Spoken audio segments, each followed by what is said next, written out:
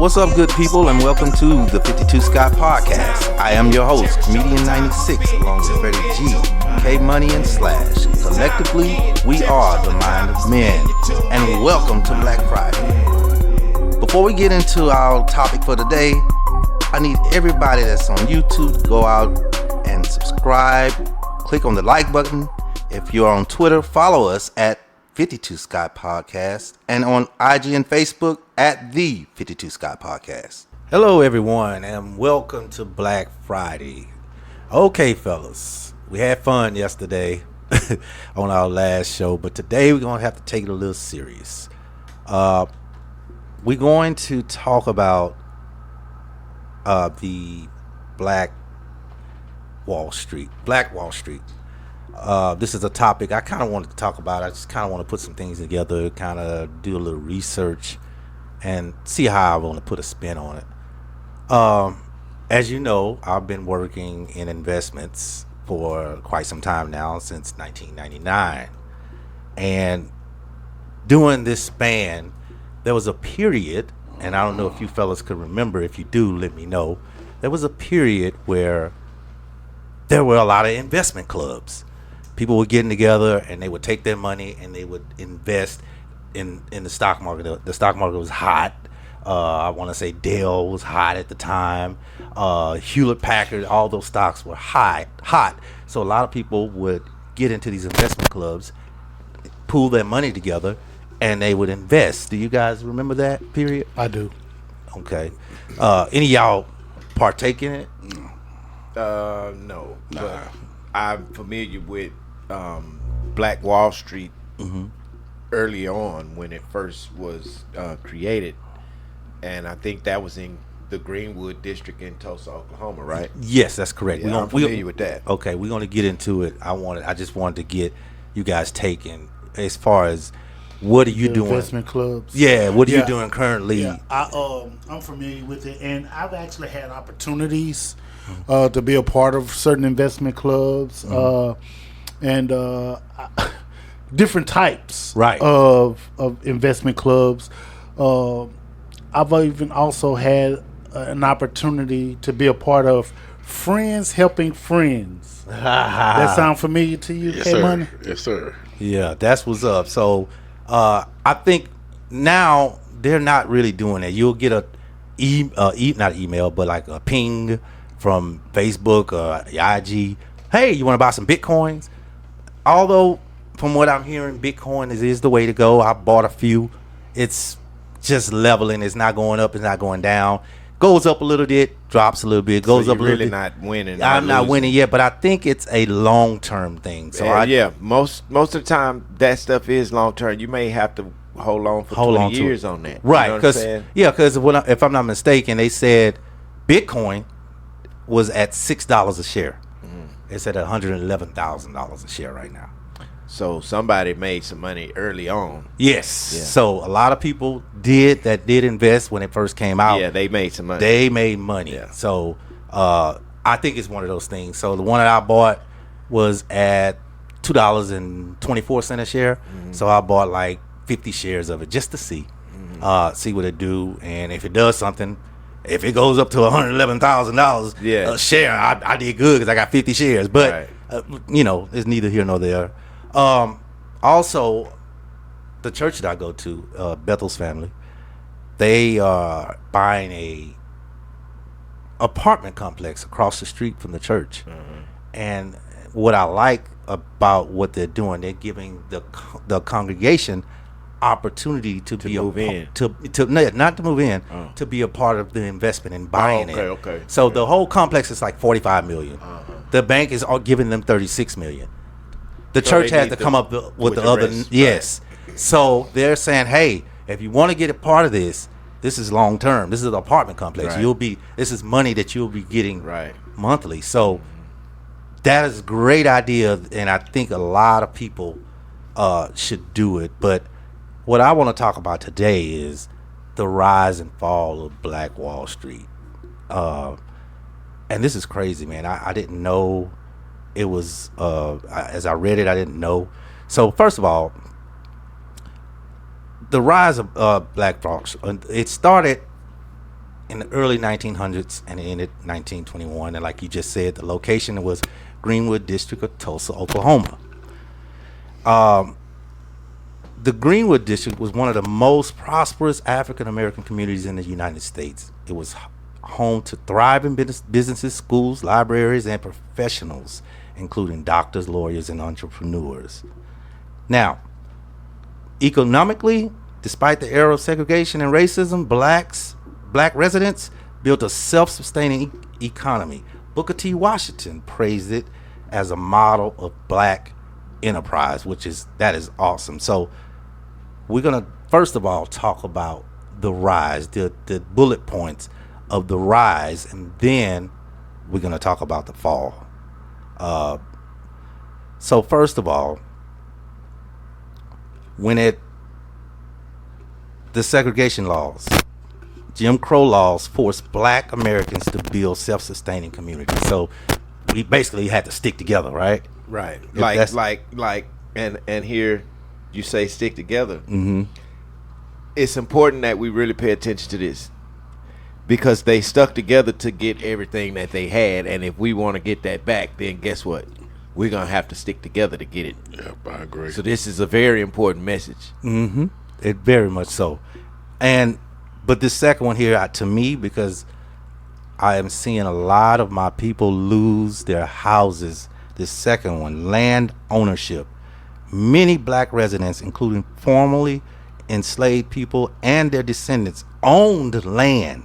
They owned it in Greenwood, right?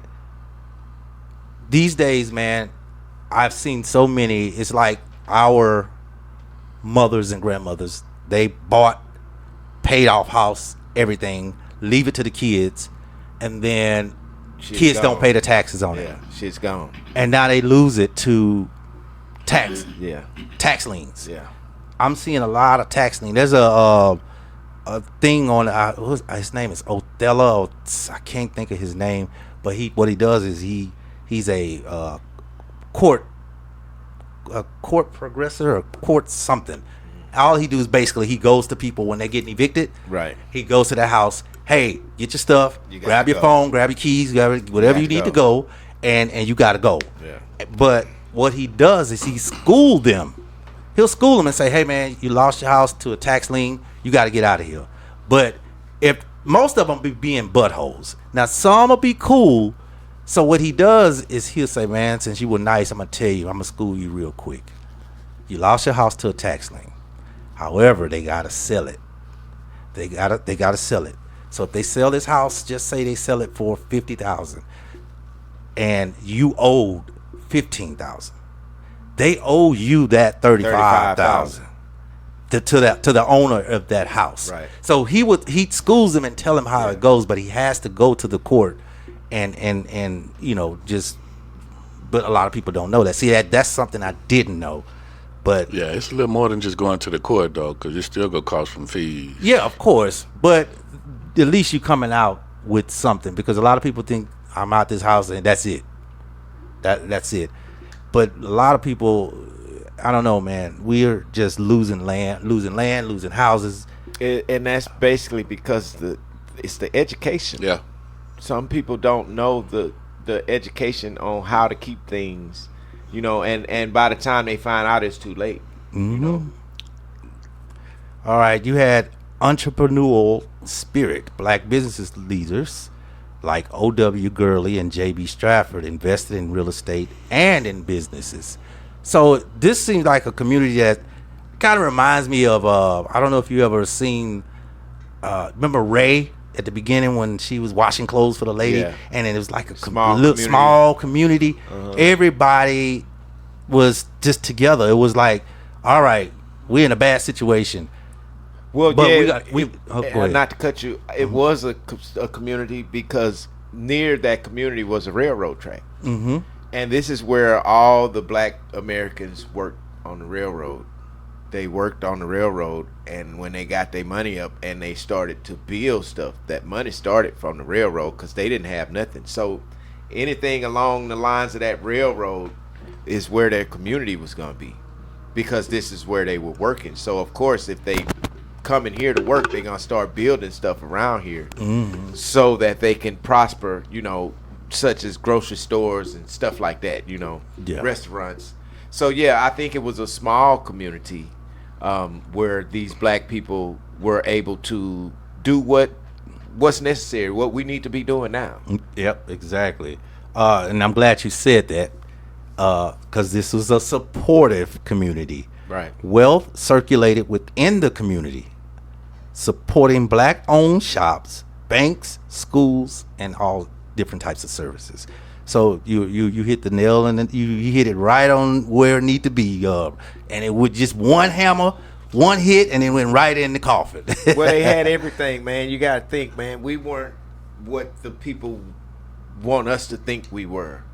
They make it seem like everybody that were black were slaves and had no skilled trades and had no sense to do nothing different, but that's a lie, because these people were smart enough to have grocery stores, meat markets, restaurants, boarding and rooming houses, billiard halls, and hotels, professional services like doctors, lawyers, and pharmacists. Hey, man, we got the sense to do it. We just need the attitude to continue and not be crabs in a bucket when we get to these situations. And think, once you get to the fall of what happened here, you'll see it wasn't us that created this fall. That fall is so crazy. That fall could happen even now. Exactly. It's happening in America right now. Yeah, that fall is just now this is something I didn't know, because I thought mostly oil was Texas. Oil boom. Oklahoma's oil boom brought jobs and economic opportunities, some of which benefited black residents. Did you know anything about that, Freddie G? About oil? I didn't know Oklahoma was known for their oil. I know Texas, but well, Oklahoma is right there. So it's gonna have similar of the same thing. But think about what I said earlier. When you have a railroad, this is how they transporting that oil on this railroad. That's right. This is why these people were working on the railroad, because they were transporting oil or whatever. And these people was trying to make the money, and they saw where they could make something happen, which I think was great, man. But blacks were very self-sufficient. So check this out, man. yeah. So I think that most of our listeners, believe it or not, I think that most African American know about Black Wall Street, maybe not into a lot of details of everything about how much what was going on and what they had going on for them and all of the businesses and stuff. But for the most part, in general, I think most black people have heard or know something about Black Wall Street. Here's what's important. Well, not that what is said is what we've already said is not important, but here's something that I think needs to come to the forefront. What happened? What was the fall? Why did it fall? We're gonna get there. We're coming to it. We're coming to it. It's crazy. So that's why we're talking about the rise. What made it so successful? Right now, we're talking about the rise. We're gonna get to the fall. I just wanted to see everything that made it prosper while it was good, because it did. Look, it went from 1900 to 1921. Yeah, so that's a good. That's over a good 15 years. Yeah, that's 21 years. Yeah. So I want to know what could we do today to bring it back, possibly. Well, here's the thing. The mind frame of every individual now is not to have a partner in getting the money. You know what I'm saying? Every single human being's objective to get the money is self-proclaimed money. They don't want the help, or they don't want to help nobody get to the money. And that's where we fall at, because back then they helped each other. Well, then, too, let me say this, man. Yeah. Part of the thing is we're spread out. We're spread out. When you think about Black Wall Street, it was only a 35-block radius. So everybody was right there, built in their own little section and areas. When you're spread out like that, there are a bunch of black-owned businesses, but we're spread out. Right. So in their case, they were only in a 35 block radius. So think about all of the businesses we got today. And we And were a 35 only block. and we were only well it'd It's be not more than enough. 35 It's blocks. 35 yeah, blocks we not were enough. only, let's say hypothetical. Let's say we were only confined to Houston, Texas. And you had all of these different businesses, but you're only confined to Houston, Texas. Now let's take that and you break that down and say you're only confined to the south side of Houston, Texas. There ain't gonna be no white folks on the Now south side. let's break that down and say you're only confined to 3rd Ward, 4th Ward, and 5th Ward. And let me remove 5th Ward. Let's say you're only confined to 3rd Ward and 4th Ward. I say that and Yellowstone. I say that because those are all closer together. Yeah. You can literally, from Yellowstone to 4th Ward ain't that far, So let's say you're confined, all of the black businesses are confined in all of those areas. Now, that's your Black Wall Street for today.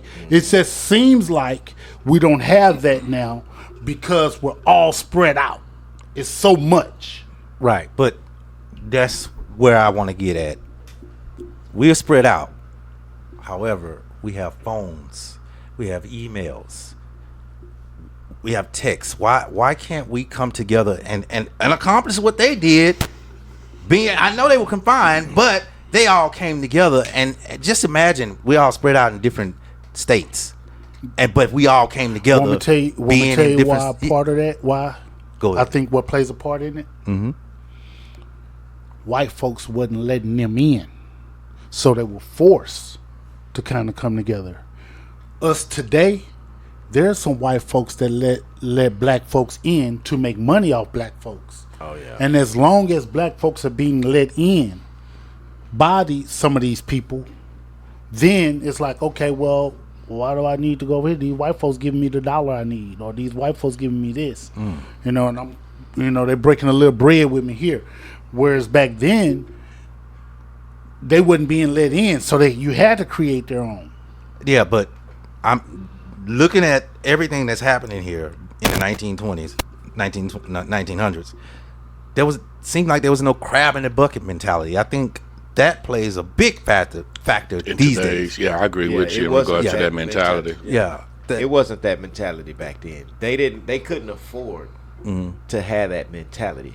Because had they had that mentality, you already got the slave owner that's knocking you, and then y'all start knocking each other, y'all gonna be dead. Y'all ain't gonna have nothing. Y'all gonna kill yourself from starving. Well, slavery was over by then, Right. But let me say this: Slavery was over by when? By the time Black Wall Street ended? It Yeah. just ended. Just not that much, because 1900, I think slavery ended, in the 1800s. 1800s. But so they still had the mentality. The whites still had the mentality that. Well, I know. Yeah. I get it, but I was just saying that based upon Slash was saying the slavery. Yeah. So, but let me say this. I think that there was crabs in the bucket mentality even back then. It's just that it seems as if it wasn't rearing its ugly head as much as it is today. Gotcha. But Makes I sense. believe that there was crabs in the bucket. Think about this way. You know that there was some slaves, if we're speaking of slavery, there were some slaves that did not want to see other slaves succeed. Gotcha. Yeah, you're right about that. There was even some people that didn't even want to march with Martin Luther King. Wasn't even on board with how Martin Luther King was moving. Is that Uncle Tom mentality? Well, I wouldn't say it was an Uncle Tom mentality, because some of these people who wasn't on board with the way Martin Luther King was moving, they just saw it to be, let's do it a different way. You know what I'm saying? But then there's some people that's like, you know what, now I ain't getting involved in that, or that ain't gonna work, and talking negative and all that stuff. Yeah, So same shit you hear nowadays. yeah. So I think that there's crabs in the bucket mentality and certain mentality, all that stuff was going on back then. You got a point? Comedian 96. Yes, sir. And I may have missed this, and I apologize if somebody did mention this. I think Freddie G may have. But Alameda and Emancipation, the two streets, as far as the black businesses now that are located on both avenues. You know, it's a lot, more black businesses On Emancipation. On on Emancipation. Emancipation and Alameda. K Money, what is Emancipation and what is Alameda? They're both two streets located in Third Ward, Houston, Texas. You're right. I get you. You're right. Okay. But again, that's a 2-block radius. We said the other Well, you one got was baby 30. steps. Baby steps. Yeah, baby steps. I get you. So now let's talk about the fall. So, like I said, I don't think 35 blocks, everybody working together. You're right. Freddie G's probably was a little crab in the bucket, but not very much. But that wasn't their downfall. So the fall of Tulsa Race Massacre was May 31st to June 1st, 1921. A 19-year-old black man, Dick Rowland, was accused of assaulting a white female, an elevator operator. Although the charges were dubious and later dropped, it still sparked racial tensions. A white mob supported by local authorities attacked Greenwood. Over 35 square blocks were destroyed by fire and violence. It estimated over 300 black residents were killed. Thousands was left homeless, and businesses and homes burned. Property damages was in the tens of millions. And then displacement of thousands of people was displaced. Like Katrina displaced all those people. But this is what was called the Tulsa Race Massacre, which of course comes from hate. You know what I'm saying? This is hateful. Katrina was a natural disaster. Katrina, this right. is some personal This is something shit. somebody caused that didn't have to. This didn't have to happen. This was a bad choice from the other culture of people towards us. Yeah, basically. Exactly. Yeah, they say the media excitement, local newspapers spread inflammatory, racially charged stories, just fueling the anger. So this went on. This was bad, and it seems like the story always ends with someone of a lighter hue telling a fib on a black person. I even watched what's the movie I watched? Was that Rosewood? When the white cop that slept with the wife and then blame she come out blame on that bitch. She blamed on the big boy from Rosewood. What's his name? Played him Baby Boy. Blamed it on him, and he wasn't nowhere around. So it just ended up being a big old. I don't know, man. Same with Emmett Till, huh? Wasn't he falsely accused? Because at first when I said this, I said, you know what, man? Maybe it's because of the era, but then I think about it. It happens to this day. Oh yeah. You can get lied on, and it's going to be. They're gonna listen. They're gonna whatever listen. the lie is. Yeah. So, but that brings me to my black fact, and man, I tell you, we have someone that's actually in Tulsa, and he is the first black mayor of Tulsa. And he proposed a $100 million trust fund giving scholarships and housing to help descendants of the burning of Black Wall Street. So we want to shout out to Tulsa's newly elected mayor, Monroe Nichols, the first black leader of the city, has introduced this. So shout out to Mr. Nichols, and that is our show for today. You guys have a good weekend, please. This concludes our show for Black Friday, and if you haven't done so already, follow us on Twitter at 52 Scott Podcast, also on Facebook and Instagram at the 52 Scott Podcast.